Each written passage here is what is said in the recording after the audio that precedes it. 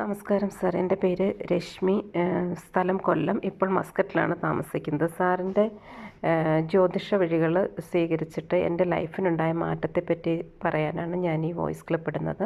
2019 November മുതലാണ് ഞാൻ സാറിൻ്റെ വീഡിയോസ് ശ്രദ്ധിക്കാൻ തുടങ്ങിയത്. അപ്പോൾ അതിനകത്ത് പറഞ്ഞിരിക്കുന്ന വ്യാഴമാറ്റം ഞങ്ങൾക്ക് ദോഷമായിരുന്നു. അത് കഴിഞ്ഞിട്ട് മാർച്ചിൽ അടുത്ത വ്യാഴമാറ്റം വന്നപ്പോൾ ഞങ്ങൾ പൂയം ഉത്രാടമാണ് ഞങ്ങളുടെ നാളുകൾ. അപ്പോൾ കർക്കിടക രാശിയും മകരരാശിയും അതിനകത്ത് വ്യാഴം 6-ൻ്റെയും 12-ൻ്റെയും ഫലം ചെയ്യുന്നതാണ്. അതുപോലെ തന്നെ അപ്പോഴേ ഞങ്ങൾക്ക് പേടിയായി, ഇനി ദുരന്തങ്ങൾ എന്തെങ്കിലും ആയിരിക്കും ഉണ്ടാകുന്നതെന്ന് വിചാരിച്ചു.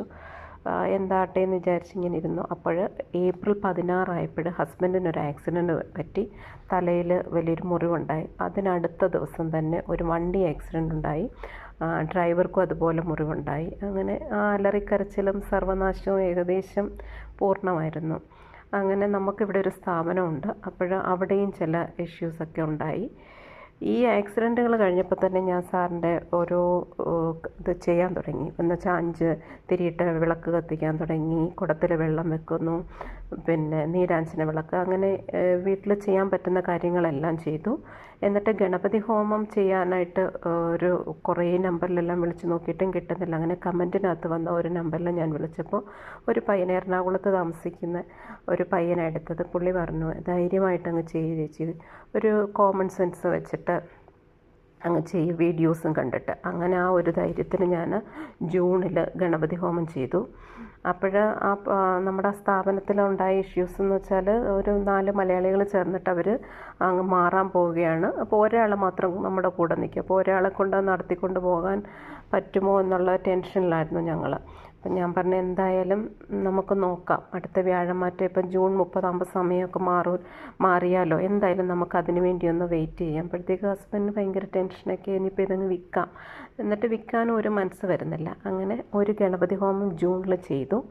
അപ്പോൾ വ്യാഴമാറ്റം സാർ പറയുന്നത് എന്നാണെന്ന് ഇങ്ങനെ വെയിറ്റ് ചെയ്തിരുന്നപ്പോൾ ജൂൺ ലാസ്റ്റ് ആയപ്പോൾ സാർ അടുത്ത വ്യാഴമാറ്റത്തിൻ്റെ വീഡിയോ ഇട്ടു. അപ്പോൾ അതിനകത്ത് ഞങ്ങൾക്ക് രണ്ടുപേർക്കും നല്ല സമയമാണ് പറയുന്നത്. ഹസ്ബൻഡെന്ന് വെച്ചാൽ മരുഭൂമിയിൽ നിന്ന് ഊട്ടിയിലേക്ക് വരുന്നു എന്ന് സാർ പറയുന്ന ആ ഒരു സമയമായിരുന്നു പറഞ്ഞിരുന്നത്. അങ്ങനെ ജൂൺ 30 ആയപ്പോഴത്തേക്കും നമ്മുടെ സ്റ്റാഫുകളൊക്കെ മാറി. സത്യം എന്ന് വെച്ചാൽ അവർ അത് കൈക്കലാക്കാൻ വേണ്ടിയിട്ടുള്ളൊരു ശ്രമമായിരുന്നു. നമ്മുടെ ലൈസൻസിൻ്റെ കോപ്പി വരെയൊക്കെ എടുത്തിട്ട് പോയി. അങ്ങനെ ഈ ഒരാൾ കൂടെ നിന്ന ഒരാളുണ്ട്.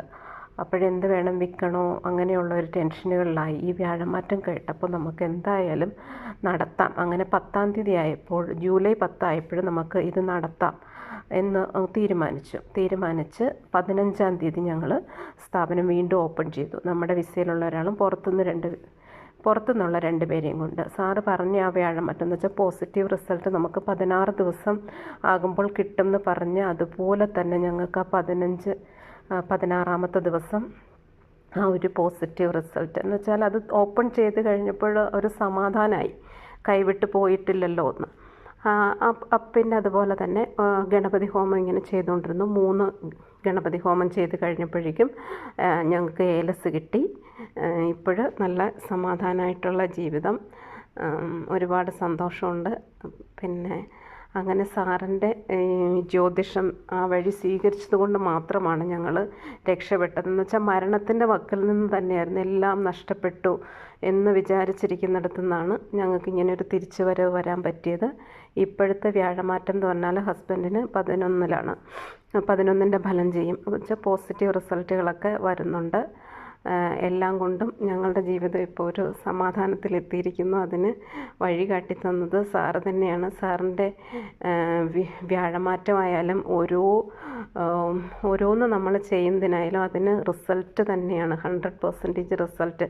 ഞങ്ങൾ തന്നെ ഇപ്പോൾ അത്ഭുതപ്പെടാറുണ്ട്, ഇത്രയും ഒരു മാറ്റം നമുക്ക്. കാര്യം എന്ന് വെച്ചാൽ മരിക്കാം, ഇനി നമുക്കൊരു രക്ഷയും ഇല്ല എന്ന് വിചാരിച്ചെടുത്തുനിന്നാണ് ഞങ്ങൾ ഇവിടെ വരെ എത്തിയത്. അപ്പം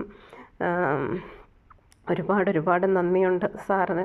ഇങ്ങനെ വീഡിയോസൊക്കെ ഇടുന്നത് കൊണ്ടാണ് ഞങ്ങൾ ഈ പുറത്തെ രാജ്യങ്ങളിലൊക്കെ ഇരിക്കുന്നവർക്ക് ഇങ്ങനെ രക്ഷപ്പെടാൻ പറ്റുന്നത്, നമുക്ക് വീട്ടിൽ ചെയ്യാൻ പറ്റുന്നത്. ഒരുപാട് നന്ദിയുണ്ട്. അതുപോലെ തന്നെ സാറിനും കുടുംബത്തിനും എല്ലാ ഐശ്വര്യങ്ങളും ഈശ്വരൻ തരട്ടെ എന്ന് പ്രാർത്ഥിക്കുന്നു. കാര്യം ഒരുപാട് ദുഃഖങ്ങൾ വന്നതുകൊണ്ടാണ് ഇത്രയും പറഞ്ഞത്. ഓക്കെ.